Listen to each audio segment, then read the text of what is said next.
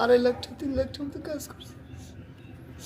এটা হচ্ছে চাইনা কোম্পানিতে অবৈধ ছিলাম দিয়ে টাকা বলতে পারি, আজকে আমি টাকার জন্য বাড়ি দিতে পারতেছি না।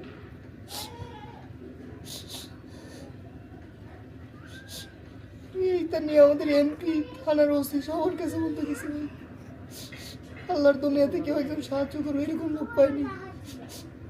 কাজ করে ভাই, কাজের টাকা পাইনি। 60 তলা 62 তলা বিল্ডিংয়ের উপরে কাজ করছে।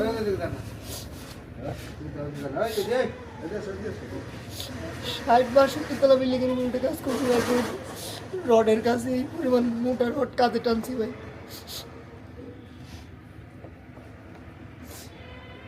আজ আমি নিশ্চয় রাস্তায় ঘুরি টাকার জন্য। দর্শক আসসালামু আলাইকুম।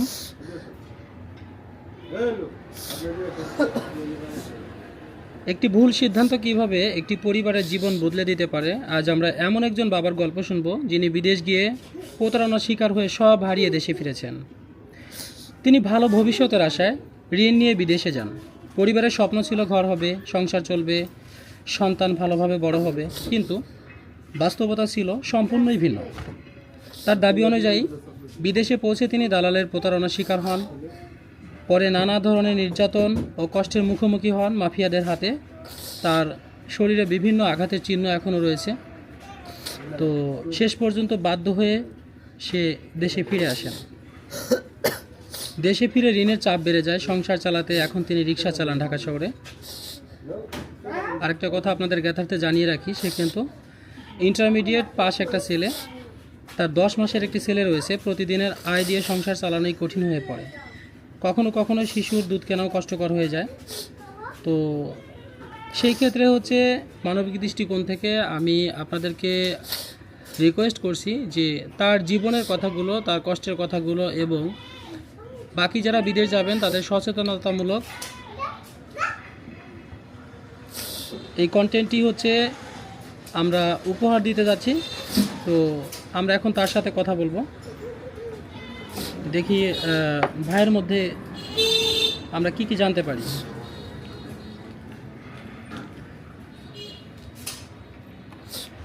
আচ্ছা ভাইয়া, আপনার নাম কি?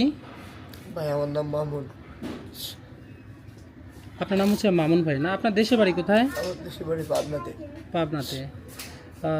আপনার লেখাপড়া জানা আছে? হ্যাঁ, আমি ইন্টারমিডিয়েট কমপ্লিট করে মেকানিক্যালের ডিপ্লোমা ইঞ্জিনিয়ারিং করছিলাম। বিদেশ যাওয়ার আগে মানে ডিপ্লোমাটা পুরো কমপ্লিট করতে পারিনি, 5 সেমিস্টার পর্যন্ত পড়ছিলাম। পরবর্তীতে দালালের কারণে কথায় বলে পরে চলে গেছিলাম বিদেশে। যাওয়ার পরে আর পড়াশোনাও করতে পারিনি। এখানে যা উনি আমার 1 বছরের বৈধ ভিসা আমার সাবমিট করে দেওয়ার কথা ছিল, কিছু করে দেয় নাই। উল্টা আমি সেগুলোর কথা বললে উনি আমার ওইখান থেকে হুমকি দেয় যে তুই আমার যা পারিস তাই করবি, বলে তুই যা পারিস তাই করবি, তোর আমি 1 টাকাও দেবো না, এমনকি তুই দেশে যাবি কি না যাবি এটা আমার দেয়ার নেই। পরে ফোনে রাখা রেখে হতে উনি আমার ওইখানে মাফিয়ার কাছে আমার ছবি ধরাই দেয়। মাফিয়ার কাছে আমার ছবি দিলে ওইখানকার মাফিয়া আমার ধরে নিয়ে যায়, হাত পা বাঁধে নিয়ে যে নির্যাতন করছে। আপনার কাছে তো ছবি আছে, আমি আপনার ছবি দিচ্ছি দেখেন আমার কি নির্যাতন করছে এখানকার মাফিয়া। পরে রাত্রে একদিন 1টার দিকে রাত্রে বাথরুম করে শুধু তো এখান থেকে পলাইছি। পলায় 2 দিন শুধু পাহাড়ই পাইছি, পাহাড় খাওয়ার কোনো কিছু নাই। জঙ্গল দিয়ে আসছি। 2 দিন পার হওয়ার পরে ওইখানে এক বাঙালি ভাই পরে সবাই পরিচিত হয়। পরে উনি আমাদের পরে আবার একটা দালাল ধরে, পরে দালালের মাধ্যম ধরে পরে আবার দেশে আসছি। এখন ঋণের দায়ে আমি আমার নিজের বাড়িতেও থাকতে পারতেছি না, কাজও করতে পারতেছি না। একটা চাকরির আশায় ঢাকায় আসে, চাকরি না পায় বাধ্য হয়ে রিক্সা চালাচ্ছি। রিক্সাও দেয় না ভাই, রিক্সার জন্য কত মানুষের হাতে পায়ে ধরছি ভাই আমার একটা রিক্সা নিয়ে দেন। কত রিক্সাওয়ালার পায়ে ধরছি তো ভাই আমার একটা রিক্সা নিয়ে দিলাম, একটা রিক্সা চালাবো। তাও বাইরে লাস্টে একজন ভাই আল্লাহর মনে করেন যে আসে, পরে একটা রিক্সা নিয়ে দিয়ে 2 জন রিক্সা চালাইছি। তাও সেখানে নতুন অবস্থায় ঢাকা সরছিনি না, খাওয়া দাওয়া বাদ দিয়ে মনে করেন যে আমি 300-400 টাকা করে থাকছে। রিক্সার জমা দিয়েছি 450 টাকা, সব কিছু মিলে 300-400 টাকার মতো থাকছে। 2 দিন রিক্সা চালানোর পরে আজকে আমি অসুস্থ। গতকালকে জ্বরের মাথায় আমি মাথা উঠাতে পারতেছি না। ওদিকে সব বাড়ির সন্তান অসুস্থ, আমার 10 মাসের সন্তান ঠান্ডা লাগে, সে ডাক্তারের কাছে নেবো, সেই টাকাও আমার কাছে নাই। বাধ্য হয়ে লাস্টে আপনার কাছে সহপরিণত হয়েছি ভাই। মামুন ভাই কান্না করেন না, আল্লাহ আছে, হ্যাঁ কান্না করেন না, আল্লাহ ছাড়া ভাই এখন আমার এখানে কেউ নাই ভাই, একমাত্র আল্লাহর উপর ভরসা দিয়ে আছি। কান্না করেন না, আল্লাহ আছে। বিষয়টা হচ্ছে যে আপনি বিদেশে যাওয়ার সিদ্ধান্ত কেন নিয়েছিলেন? ভাই আমি দালাল ভাই, বাংলাদেশে একটা কোম্পানিতে জব করতাম, খুব ভালো ছিলাম ভাই। আমার দালালে বলে যে ওইখানে আমি বেকু গাড়ির ড্রাইভার ছিলাম, আমার বেকু গাড়ির কাজ দিবে, $800 বেতন দিবে। তো দেখলাম যে নিজের পরিবারের দিকে তাকায়, নিজের সংসারের দিকে তাকায়, ভাবলাম যদি যাই ওখানে করতে পারি, $800 টাকা বেতন, ভালো টাকা স্যালারি করবো। আর আমি তো কাজ জানি, আমার তো কাজের অভিজ্ঞতা আছে, সেই হিসাবে চাকরি বাদ দিয়ে ওনার কথাই পড়ে পরবর্তীতে বিদেশে যায় ভাই। পরে যায় দেখি উনি তো আমার ওই কাজ তো দেয়ই নাই, এমন একটা বিষয় দিচ্ছে যে বিষয়ে কোনো কাগজই লাগাতে পারিনি, এমনকি অবৈধ থাকার কারণে দেখলাম এই যে অবৈধ ছিলাম তো এই টাকাটাও পাইনি, যারা বৈধ ছিল এই টাকা, বৈধ থাকলে এই টাকা ওই পাতাম, প্রায় 3 লাখ টাকার মতন পাবো আমি ভাই। 3 মাস কাজ করছি, দেখানোর চেষ্টা করছি 2 লাখ 2.5 লাখ টাকার উপরে পাবো। আমার কাছে মনে হচ্ছে 3টা সেই টাকাও পাইনি আমি ভাই। পরবর্তীতে আমার মাফের কাছে দিছে দেওয়ার পারলে মারি ফেলা, কারণ আমার বাপের সেরকম সামর্থ্য নাই যে ওরা কিছু কইব। আমি এলাকায় গ্রামে এসে আমার পাবনা জেলার এমপি, আমার থানার ওসি, এমনকি আমার গ্রামের যত চেয়ারম্যান মেম্বার আছে সবার কাছে জানাইছি, কিন্তু তারা প্রভাবশালী দেখে আমি তাদের কাছে যাইতেও পারি নাই। এমনকি তারা আমার হুমকি দিচ্ছে যে টাকার জন্য বাড়িতে আসলে ওরা আরও মারধর করবে, বন্ধু তাদের বাড়ির পর যাইতে পারেনি। এখন আমি ভাই আইনের আশ্রয় নিচ্ছে, আইনের আশ্রয় পাইনি, দেশবাসী গ্রামে কারো আশ্রয় পাইনি ভাই। আপনি এখন এই বিচারটা কি দেশবাসীর কাছে দিতে ভাই চাচ্ছেন? দেশবাসীর কাছে আপনি আমার মাধ্যমে একটাই দিতে অনুরোধ, চাচ্ছেন? আপনার মাধ্যমে যদি কোনো ভাই যদি পারেন আমার এই বিচারটা যদি পারেন একটু করেন, ইনশাআল্লাহ আর যদি কেউ এই না কেউ মুহূর্তে আপনার পারেন, পাশে দাঁড়াবে, কেউ না কেউ আমাকে আপনার একটু পাশে সাহায্য দাঁড়াবে। করার। আর ইনশাআল্লাহ, দিক দিয়ে আমি খুব অসুস্থ ভাই, আমার ছেলেও অসুস্থ, সে হসপিটাল। মামুন ভাই আপনার বাচ্চার বয়স কত? 10 মাস আমার সন্তানের বয়স ভাই, তার 2 বেলা এখন গ্যাস দেওয়া লাগে, ঠান্ডা লাগে, তার গ্যাসের জন্য সে আপনার তো দুধও কিনতে হয় মনে হয় না? দুধ প্রতি 3 দিন পর পর একটা করে দুধ কিনতে হয় ভাই। সেই টাকার জন্য আমি ঢাকায় আসছি রিক্সা চালানোর জন্য। আচ্ছা, আর আপনার বাবা মায়ের কি অবস্থা? আপনি আমার তো আব্বা আম্মা খুব ভাই হতগ্রস্ত হয়ে গেছে ঋণ আমার করে জন্য। গেছিলেন বলছিলেন, পুরাটাই ঋণ করে গেছি এখন প্রায়। সেই টাকার চাপ দেয়? টাকার চাপের জন্য ভাই আমি আজকে বাড়ি ছাড়া। তারা ঋণের জন্য সকাল বিকাল 2 বেলা বাড়িতে আসে, টাকা দে টাকা দে। বাধ্য হয়ে আমি আজকে ঘর বাড়ি ছেড়ে ঢাকায় এসে রিক্সা চালাচ্ছি ভাই, এই ঋণের টাকার জন্য। সুদের পর টাকা নেয়া, আমি এখনো প্রায় 4.5 লাখ টাকার উপরে সুদের টাকা আছে আমার।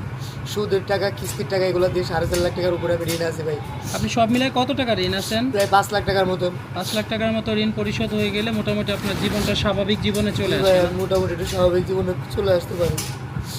দর্শক আপনাদেরকে জানার এবং বোঝার সুযোগ করে দিচ্ছি এই জন্য, কারণ পরবর্তীতে যারা হচ্ছে বিদেশে যাবেন, বিদেশে যাওয়ার আগে অবশ্যই সরকারি অনুমোদিত ও বিশ্বস্ত প্রতিষ্ঠানের মাধ্যমে সব কিছু যাচাই করুন। কোনো দালালের কথায় বিশ্বাস করার আগে ভালোভাবে খোঁজ নিন। এখানে মামুন ভাই আপনার কাছে আমার আরেকটা প্রশ্ন, আপনি দেশে আসার পরে সবচেয়ে বেশি কী সমস্যা ফেস করতেছেন? দেশে আসার পরে সবচেয়ে বেশি সমস্যা ভোগ করতে ভাই আর্থিক সমস্যা ভাই। আমার বাবা একজন রিক্সা চালায় ভাই, ভ্যান চালায় আমার বাবা। আমি আর্থিকভাবে একবারে হতগ্রস্ত হয়ে গেছি ভাই। আমার এই মুহূর্তে আমার বাবার পক্ষে সম্ভব না যে আমার এই টাকাগুলো শোধ করার। এখন একমাত্র আমার কিডনি যদি পারেন, যদি কেউ পারেন কোনো মানুষ আমার কিডনি খুলে বিক্রি করতে, আল্লাহ আল্লাহ আল্লাহ। তাহলে ভাই আমার বাপের ঋণটা আমি শোধ করতে পারবো, মোটামুটি চলতে পারবো। এটা মামুন ভাই এটা বলেন এছাড়া না। আমার আর কোনো পথ নাই ভাই। আমি বলি আল্লাহকে, দেখেন আপনাদের মাধ্যমে যদি কোনো দয়াবান ব্যক্তি আমার একটা কিডনি নিতে চায়, আমি একটা কিডনি বিক্রি আল্লাহ করে আল্লাহ দেব। আল্লাহ, এটা বলেন না, এটা বলেন না তাহলে মামুন আমার ভাই। এই ঋণটা আমি শোধ করে তুলতে পারবো ভাই।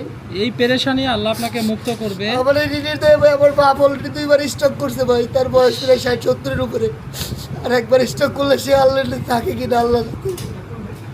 মামুন ভাই আমি আপনাকে বলি, দর্শক আপনারা শুনছেন একজন নিঃস্ব বাবার গল্প। যে বাবা হচ্ছে সন্তানের দুধ কেনার জন্য ঢাকা শহরে এসে ইন্টারমিডিয়েট পাস একটা ছেলে, সে রিক্সা চালাচ্ছে। রিক্সাটাও কেউ দিতে চায় না, অনেকজন মানুষের কাছে বলার পরে হচ্ছে সেই রিক্সাটা হচ্ছে একজনের মাধ্যমে চালাচ্ছে। এখন কয়টা টাকা হয়েছে, এই 3 থেকে 4 দিন এই টাকা নিয়ে এখন দেশে যাচ্ছে ছেলেকে দেখার জন্য। তো আপনাদেরকে আবারও আমি সাবধান করে দিচ্ছি যে আপনারা কখনোই প্রতারকের হাতে টাকা দিয়েন না, কখনোই বিদেশ নামক স্বপ্নের যাত্রায় ভুল পথে পা দিয়েন না, তাহলে মামুন ভাইয়ের মতো আপনাদেরকেও এই কষ্ট ফেস করতে হবে। তো মামুন ভাই যদি আপনি আমাকে বলতেন যে এখন আপনি কি করতে চাচ্ছেন, বা এখন আপনার জন্য কি করলে পারে আপনার জীবনটা সুন্দর হবে। আপনার তো ইন্টারমিডিয়েট পাস আছেন তাই না? তো যদি বলতেন। ভাই দেশবাসী অনেক লোক আছে ভাই, যাদের অনেক টাকা আছে ভাই। আমি একজন নিরীহ মানে নিঃস্ব হয়ে গেছি ভাই। যদি আপনাদের মাধ্যমে এমন কোনো হৃদয়বান ব্যক্তির কাছে স্বয়ং যদি আপনাদের ভিডিওটা যায়, তাহলে যদি তারা পারে আমার কোনোভাবে একটা ব্যবস্থা করে দিয়ে আমি ছোট্টখাটো একটা ব্যবসা করতে পারলে ভাই, আমি আমার জীবনে যাতে শেষ বয়সটা আমি আমার বাপ মা নিয়ে ফ্যামিলি নিয়ে সুন্দর মতো চলতে পারি, খাবার রুজুক হয়ে তাদের পাশে দাঁড়াতে পারি ভাই। এই জন্য আপনাদের মাধ্যমে আসা। যদি দেশবাসী অনেক লোক আছে ভাই, দেশের প্রবাসী, যদি তারা কেউ হৃদয়বান ব্যক্তি আমার জন্য আগে আসে, যদি তারা আমাকে একটু সাহায্য সহযোগিতা করে, তাহলে আমি আল্লাহর কাছে নামাজ পড়ে এদের জন্য দোয়া করতে পারবো। এছাড়া আমার আর কিছু করার নাই ভাই। আমি বিশেষ করে প্রবাসী ভাইদের প্রতি দৃষ্টি আকর্ষণ করছি। আপনাদেরই এক সহযোদ্ধা, আপনাদেরই এক রেমিটেন্স যোদ্ধা। আপনারা সফল হয়েছেন। সে ভুল দালালের মাধ্যমে সে হচ্ছে ভাই প্রবাসী সর্বস্ব দিনের পর হারায় দিন না ফেলছে। খেয়ে থাকছি, 3 দিন 4 দিন পর্যন্ত কোনো খাবার নাই ভাই। গাছের একটা ফল, একটা দর্শক, কলার আসলে পাতা, আমি নিজে আবেগঘন হয়ে গেছি, আমার কণ্ঠ এইগুলো ভার হয়ে খেয়ে গেছে, মনে করেন জীবন পার করছি আমার ভাই। চোখেও পানি চলে আসছে মামুন ভাইয়ের কান্না দেখে। মামুন ভাই কান্না করেন না। আপনি হচ্ছে এখন পাবনা যাচ্ছেন। আপনাকে পাবনা কোন প্রতারক হচ্ছে আপনাকে যে এইভাবে নিঃস্ব করলো, আমাকে একটু বলবেন? তার নাম পরিচয় বলে দেন, সমস্যা নাই। নাম দালালের পরিচয় নাম হচ্ছে মোহাম্মদ আরমান পরামানিক, ওনার বাপের নাম রশিদ পরামানিক। আমি আমার জেলা এমপি মহোদয়ের কাছে বলতে গেছি, আমার থানা ওসি স্যারের কাছে আমার 2 পায়ে ঘাও, আমার মাফিয়ারা হাত পাও বেঁধে শুধু গিরাই বাড়িয়েছে। এই ঘাও নিয়ে আমার এমপি সাহেবের কাছে গেছি, আমার চেয়ারম্যানের কাছে গেছি, আমাদের থানার ওসি স্যারের কাছে গেছি। স্যার দেখেন আমার হাত পায়ের কী অবস্থা, আমি তার বাড়ির বার যাইতে পারতেছি না, 2টা কথা বলতে পারতেছি না। তারা উল্টা আরও ফোন দিয়ে বলে যে তুই 1 লাখ টাকা খরচ করি মামলা করে, আমি 5 লাখ টাকা খরচ করবো, তুই মামলা করে যা পারবি করে। মানে তারা আর্থিক দিক দিয়ে খুব প্রভাবশালী এলাকার, মামুন ভাই, সেই জন্য আমি কোনো মামুন ভাই বুঝছি আপনি আর্থিকভাবে কোনো কিছু অনেক পাচ্ছি কিছু না ভাই। বলতে চাচ্ছেন, যেটা আসলেই সব কিছুই বলা যায় না। তো আমি মাননীয় এমপি মহোদয়, আপনাদের পাবনা কত আসনের এমপি? আপনার 2 আসন, পাবনা 2 আসনের এমপি মহোদয় নাম অ্যাডভোকেট সেলিম রেজা হাবিব। অ্যাডভোকেট সেলিম রেজা হাফিজ স্যারকে উদ্দেশ্য করে বলবো, এই নিঃস্ব মানুষটার পাশে দাঁড়ান। আপনার ব্যাপারে যতটুকু জেনেছি যে আপনি খুবই হৃদয়বান ব্যক্তি, খুবই ভালো মনের মানুষ। আপনি দেশবাসীর এবং কল্যাণে কাজ করে যাচ্ছেন প্রতিনিয়ত। তো আপনাকে দৃষ্টি আকর্ষণ করছি যে এই অসহায় এই মামুন ভাইয়ের পাশে আপনি একটু দাঁড়ান। অ্যাডভোকেট স্যার, আমি আপনাকে দৃষ্টি আকর্ষণ করছি যে অসহায় লোকটার পাশে একটু দাঁড়ান, আল্লাহ আপনার ভালো করবে। আর আপনি এই জনহিতকর কাজে সর্বদা লিপ্ত থাকেন, সেটা আমরা জানি। তো মামুন ভাই, এখন আপনার বিষয় হচ্ছে যে পরবর্তীতে হচ্ছে আপনি কি করবেন কি না করবেন, এটা আমরা পরবর্তীতে জানাই দিব। তো আপনি হচ্ছে আপনি তো মুসলিম, তাই না? জি ভাই, আমি মুসলিম। আল্লাহকে ডাকেন, আল্লাহ অবশ্যই আপনার জন্য মুখ তুলে তাকাবে।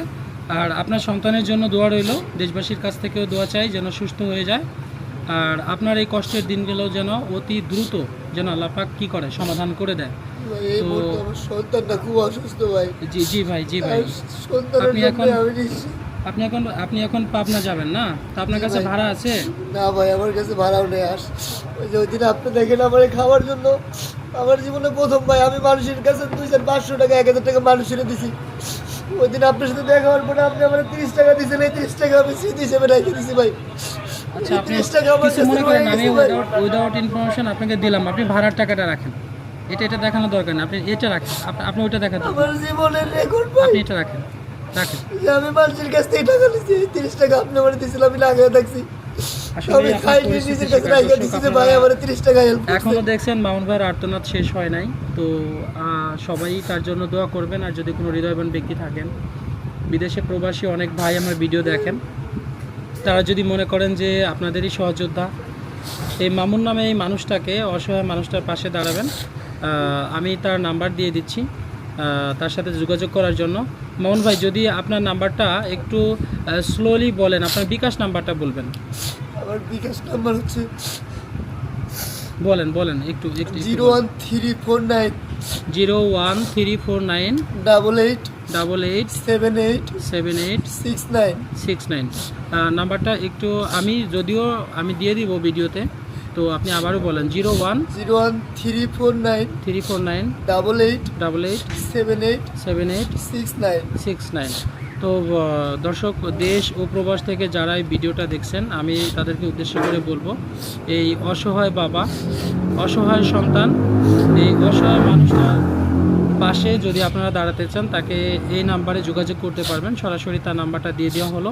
আর পাবনাবাসীর জন্য আমি বিনীতভাবে অনুরোধ করছি যে তার যে স্থানীয় যে সমস্যাগুলো আছে, জনপ্রশাসন থেকে শুরু করে ইউপি চেয়ারম্যান থেকে শুরু করে মেম্বার, ওয়ার্ড কাউন্সিলর এবং হচ্ছে মাননীয় এমপি মহোদয়, অ্যাডভোকেট সাহেব, তারা হচ্ছে তাকে এই সমস্যার সুরাহাটা করে দিবেন। বাকি জীবন যেন সুন্দরভাবে সে চলতে পারে তার পরিবারকে নিয়ে। আজ এই পর্যন্তই। ভিডিওটা দেখার জন্য আপনাদেরকে অসংখ্য ধন্যবাদ। আপনাদের মতামত কমেন্টে জানাবেন, আর বেশি বেশি শেয়ার করবেন যেন এরকম দালালের খপ্পরে বা এরকম বিদেশ নামে স্বপ্নের ভ্রমণে যেন কেউ এরকম ছুরিকাঘাত করে তার জীবনটাকে ধ্বংস করে দিতে না পারে। তো আজকে এই পর্যন্তই। পরবর্তীতে আবার দেখা হবে, আবার কথা হবে কোনো একটা নতুন ভিডিওতে বা মামুন ভাইয়ের হচ্ছে দ্বিতীয় পার্টে। তো ততক্ষণে নিজের খেয়াল রাখুন, ভালো থাকুন, সুস্থ থাকুন। আসসালামু আলাইকুম।